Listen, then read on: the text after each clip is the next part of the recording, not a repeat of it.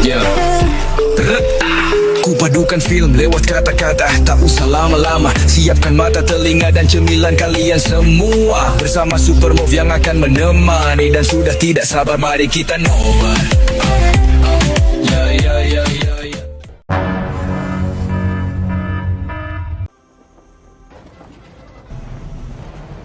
Berlatar di perbatasan Kolombia, cerita diawali dengan memperlihatkan sebuah mobil truk ekspedisi yang membawa seorang penumpang gelap bernama Chris. Tidak sesuai kesepakatan di awal, si sopir dan satu temannya tiba-tiba meminta ongkos lebih, bahkan sampai mengancam Chris dengan sebuah golok, sehingga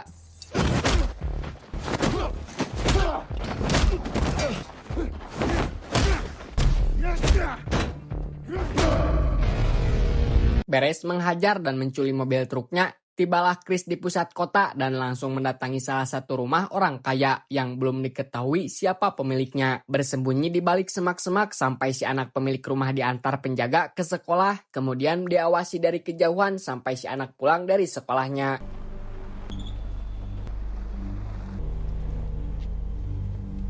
Si gadis yang bernama Elisa ini ternyata adalah anak dari seorang bos mafia bernama Vicente. Meski dikenal kejam dan brutal dalam berbisnis, tetap saja jika sudah berhadapan dengan putri kesayangannya, beliau selalu bersikap lembut dan menyembunyikan semua keburukannya. Apalagi setelah sang istri atau ibu Elisa meninggal dunia.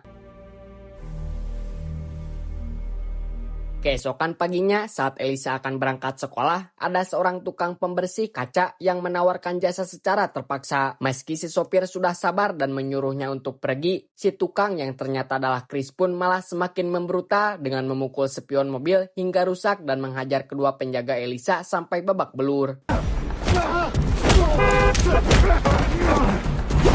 Melihat Elisa kabur menjauhi keributan, Chris pun langsung menghentikan perkelahian dan pergi mengejarnya. Entah apa tujuan melakukan semua ini atau untuk siapa Chris bekerja. Namun, beberapa saat melakukan pengejaran, akhirnya Chris berhasil menculik dan membawa Elisa kabur dari sana.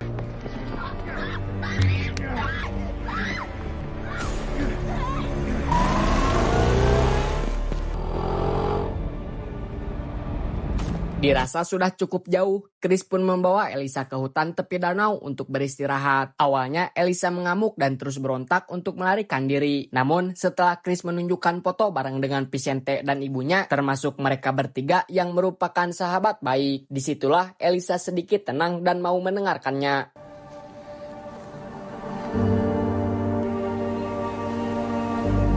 Saat Elisa bertanya, memangnya mamang ini siapanya orang tua saya? Chris pun menjawab bahwa ceritanya panjang dan tidak akan betul jika membahasnya di sini. Yang pada intinya, Vicente tidak sebaik yang Elisa kira. Bahkan alasan dari penculikan ini adalah karena mendiang sang ibu yang meminta Chris untuk menjauhkan Elisa dari ayahnya.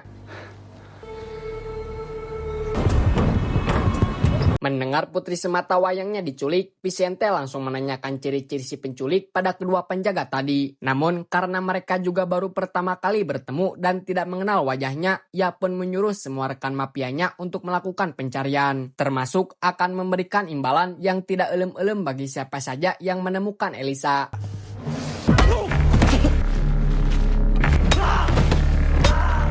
Sejenak kita tinggalkan dulu urusan Vicente dan beralih pada seorang pembunuh bayaran. Dia bernama Corpo, dikenal sebagai The Devil atau Sang Iblis. Corpo selalu bekerja sendiri dan menyamarkan identitasnya sebagai tukang bengkel. Meski sudah kehilangan tangan kiri dan menggantinya dengan besi, Corpo tetap nomor satu di kalangan para mafia dan pembunuh bayaran lain. Sesuai julukannya yaitu Sang Iblis, Corpo tidak pernah pandang bulu dan selalu menghabisi targetnya dengan sangat brutal, biadab atau tidak punya hati. Seperti itulah watak Corpo yang membuat semua mafia segan padanya. Bahkan si teteh-teteh kasir yang dengan sopan memintanya pergi karena kafe sudah mau tutup pun harus menjadi korban intimidasi dari si Corpo ini.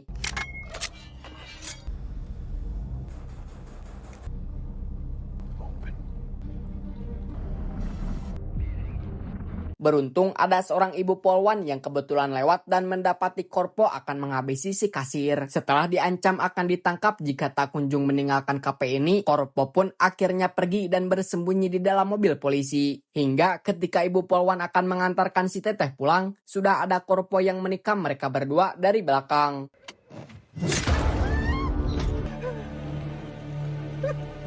I can take you home, darling. Keesokan paginya, Korpo mendapatkan telepon dari ajudan Vicente yang bernama kita panggil saja Samsul. Tanpa sepengetahuan Vicente sebelumnya, Samsul diam-diam meminta bantuan Korpo untuk mencari keberadaan Elisa sekarang dan berani membayar berapapun sesuai yang Korpo minta.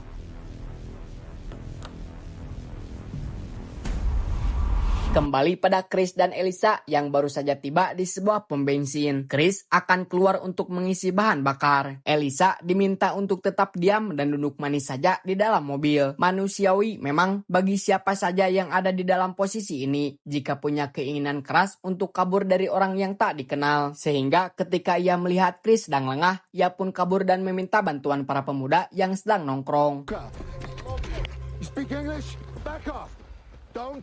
Alhasil, Chris pun harus terlibat perkelahian yang sebenarnya sama sekali tidak diperlukan. Sementara Elisa pergi ke telepon umum untuk memberitahu Vicente keberadaannya. Chris terpaksa harus mengejar para pemuda yang keras kepala ini.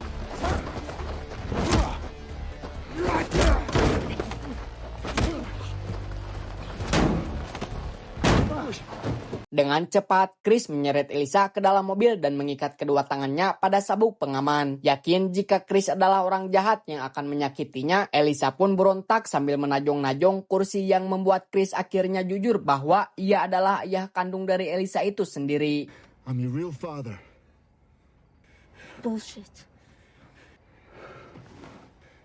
Disinilah mereka berdua sekarang, melipir ke sebuah warung nasi karena Elisa terus mengeluhkan perutnya yang belum makan. Di sini jugalah Chris menceritakan semuanya bahwa sekitar 20 tahun yang lalu, Chris, Vicente, dan ibunya adalah 3 perampok licin paling dicari. Namun, saat sang ibu mengandung Elisa, Vicente yang serakah melaporkan lokasi Chris sehingga membuatnya harus dipenjara selama 15 tahun dan mengambil semua uang termasuk sang ibu untuk hidup bersamanya. I think Vicente killed him. Why would you say that? You're a liar. He never do something like that. Dan ya, entah Elisa mempercayai cerita barusan atau tidak, sudah keburu ada beberapa penjahat yang menodongnya senjata dan meminta Chris untuk jangan berani berbuat macam-macam yang andai kata dalam hitungan ketiga ia tak kunjung pergi dan menyerahkan putrinya. Jangan salahkan mamang penjahat jika hal buruk terjadi pada mereka berdua. Puesto.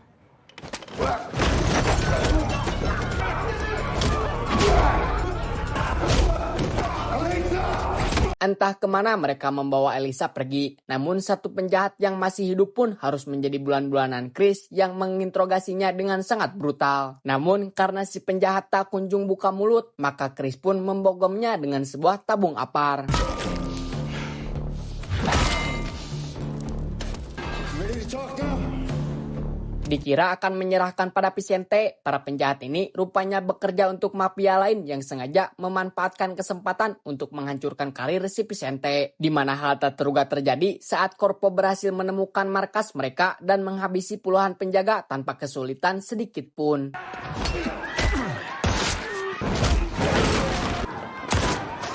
Tidak rela kerajaan bisnisnya habis diobrak-abrik oleh hanya satu orang saja, si bos mafia menyembunyikan Elisa di ruang rahasia dan turun ke bawah untuk memeriksa. Namun, setelah melihat dengan jelas bahwa pelakunya adalah Korpo sang iblis, ia pun langsung kembali ke atas dan berniat untuk bersembunyi tepat saat Elisa menghapuk babatoknya hingga pingsan.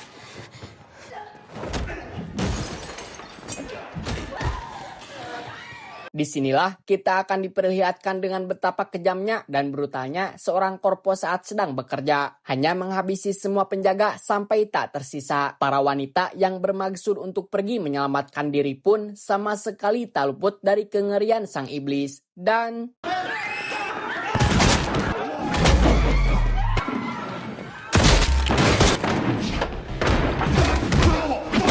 Ya, muncullah Chris yang datang tepat waktu dan langsung melakukan baku hantam. Namun, kuat saja tidak cukup karena yang harus dipukul adalah tangan besi yang ketika Corpo akan menghabisinya dengan pisau yang disembunyikan di balik tangan besinya, Elisa keburu berteriak untuk mengalihkan perhatian.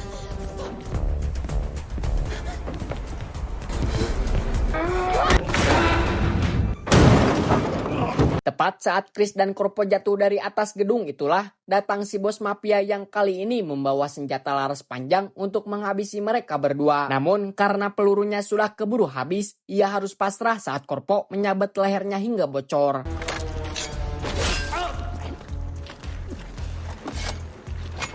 Beruntung, Elisa berhasil menabrak si Corpo dan langsung membawa Chris pergi dari sana. Sementara mereka mulai berbaur dalam keramaian, kita akan diperlihatkan dengan Corpo yang ternyata masih hidup. Entah memang kuat atau hanya dikuat-kuat, Corpo menjahit lukanya sendiri tanpa pereda nyeri sedikit pun. I panicked. I'd just been stealing and spending. We didn't have any savings. Nothing. So when Vicente suggested we... Tidak langsung melakukan pengejaran, Corpo mendatangi salah satu sarang gangster dan dengan polosnya meminta si preman untuk memberikan mobilnya. Namun karena si preman baru ini belum tahu dengan siapa ia berhadapan, ia pun dengan pedenya keluar dari mobil sambil melontarkan kata-kata kasar sehingga...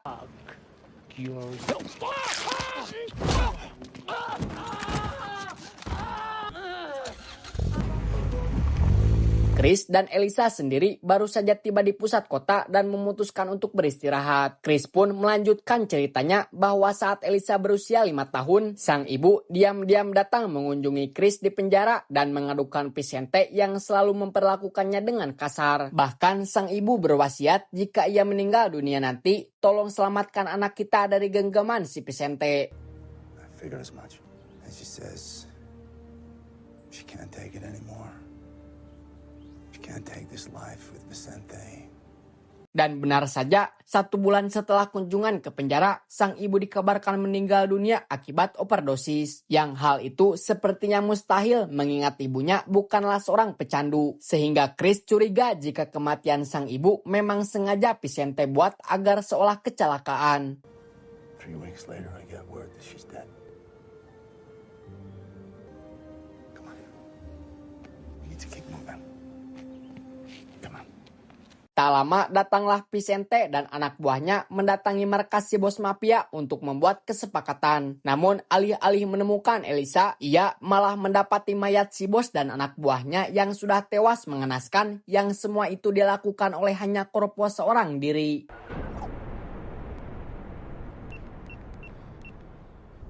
It's worse than I thought.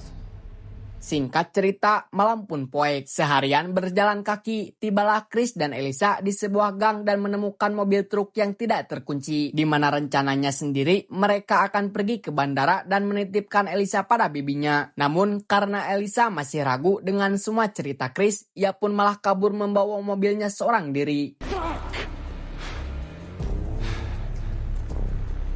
Secara kebetulan, Corpo yang sudah melewati gang itu pun akhirnya berhasil mengetahui keberadaan mereka dan langsung melakukan pengejaran. Sehingga ketika Elisa berhenti di sebuah warteg untuk menelpon Vicente, sudah ada Corpo yang turun sambil menenteng sepucuk shotgun, tepat saat Chris juga berhasil menemukannya.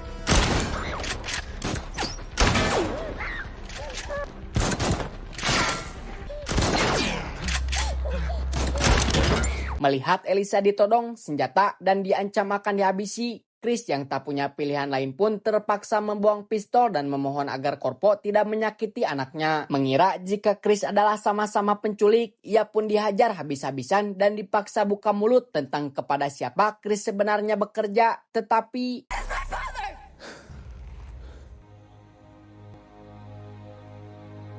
Ya, mendengar Elisa meneriakkan kata ayah, Corpo ketika terkejut karena sejauh yang ia tahu, Elisa adalah anak Vicente. Namun, setelah dijelaskan bahwa Vicente adalah ayah tiri yang sudah menjebak Chris masuk penjara, disitulah Corpo jadi punya ide untuk menyerahkan Chris pada Vicente dan entah apa yang akan dilakukan pada Elisa selanjutnya.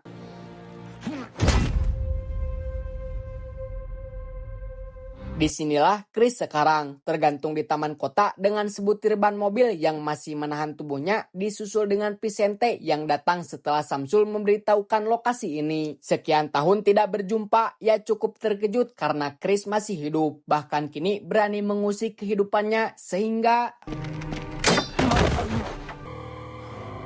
sadar jika yang Vicente hadapi adalah sang iblis, ia pun tidak jadi menghabisi Chris dan membawanya untuk sama-sama mencari keberadaan Elisa. Hingga tak lama, Corpo akhirnya menelpon dan mengatakan bahwa dirinya sengaja memberikan Chris sebagai hadiah yang jika Vicente masih ingin melihat Elisa selamat, datanglah ke alamat yang sudah disebutkan termasuk membocorkan identitas yang ternyata adalah mata-mata Corpo selama ini.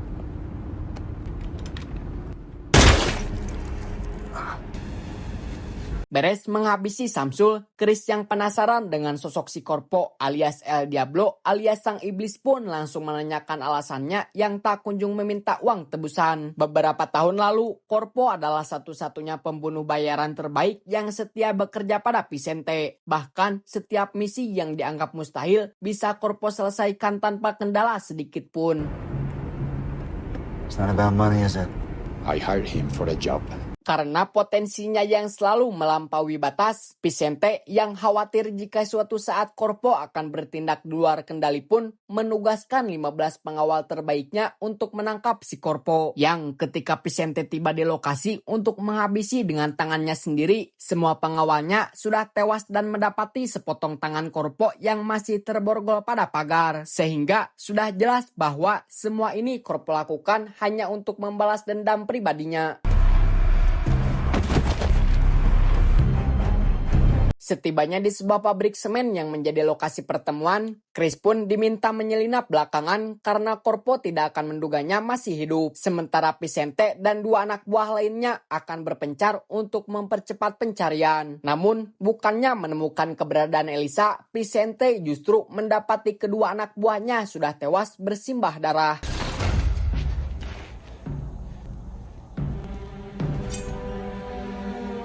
Vicente akhirnya tertangkap dan dibawa menemui Elisa yang sudah terborgol di atas mesin penghancur batu. Tugasnya cukup sederhana. Corpo akan menyalakan mesin dan membiarkan Elisa terseret sampai masuk ke dalam mulut mesin yang jika Vicente ingin menyelamatkannya, sudah ada gergaji kecil yang bisa digunakan untuk memotong tangan Elisa.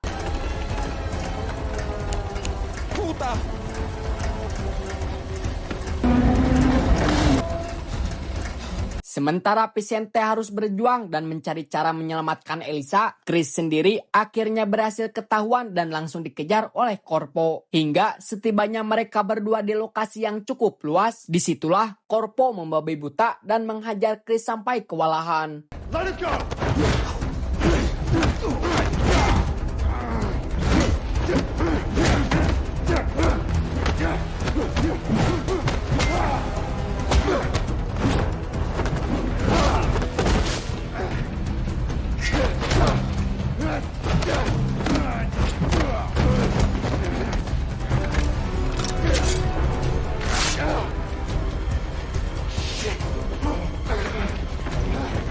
Dan ya, Chris pun terluka pada bagian perut oleh pisau tajam yang Corpo sembunyikan di balik tangan besinya. Melihat Elisa sebentar lagi sampai ke puncak mesin penghancur, ia pun akhirnya tiba di atas meminta putrinya untuk tetap tenang. Tepat saat Corpo juga berhasil menikam Chris hingga terkapar.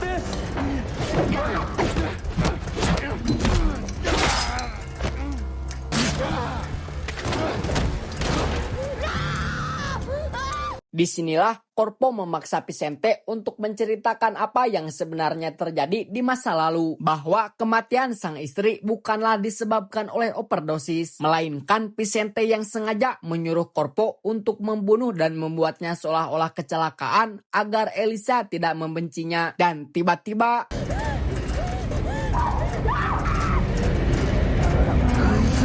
Diamonds! The diamonds!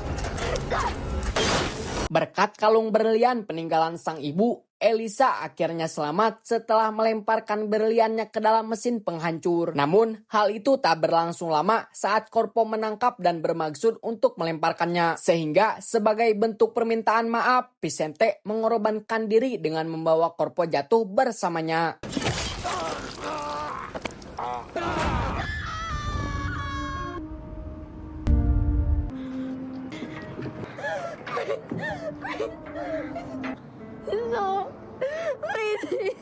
Setelah semuanya berakhir, kita akan diperlihatkan pada Elisa dan Chris yang pergi mengunjungi makam sang ibu untuk mendoakannya. Di sini jugalah Chris meminta maaf karena selama ini belum bisa menjadi sosok ayah yang baik bagi Elisa. Yang tanpa mereka berdua sadari, mayat Corpo sudah hilang dari lokasi kejadian.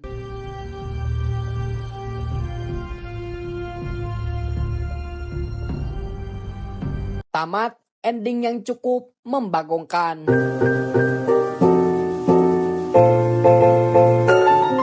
Pesan yang bisa kita ambil dari film ini adalah seorang ayah mungkin jarang bercerita, jarang menunjukkan lelahnya, tapi di balik setiap langkahnya ada doa yang tak pernah putus untuk masa depan anaknya. Seringkali seorang ayah berperan sebagai tembok yang diam, kokoh, tegas, dan selalu berdiri paling depan saat badai datang. Ia mengorbankan waktu, tenaga, bahkan mimpinya sendiri agar anaknya bisa punya jalan hidup yang lebih baik. Ingat, kebahagiaan terbesar seorang ayah bukanlah diukur dari harta atau pujian, melainkan melihat anaknya tumbuh menjadi seorang yang kuat, baik, dan mampu berdiri di atas kakinya sendiri. Saya Sahrul mewakili jajaran direksi yang bertugas mengucapkan terima kasih dan sampai jumpa di video selanjutnya. Adios, cucuk lau, lumba-lumba.